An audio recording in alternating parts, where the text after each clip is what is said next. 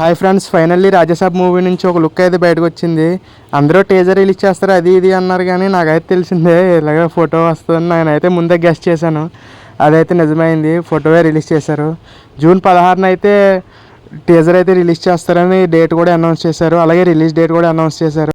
ఎప్పుడో సంవత్సరం క్రితం ఒక ఫోటో లాంటిది ఒక బైక్ మీద దిగి లుక్ అయితే రిలీజ్ చేశారు. దాని తర్వాత పెద్దగా చెప్పుకోవడానికి ఏం రాలేదు, ఫోటో ఒకటి రిలీజ్ చేశారు తర్వాత అంతే. ఇప్పుడు మళ్ళీ ఛానల్కి వచ్చింది.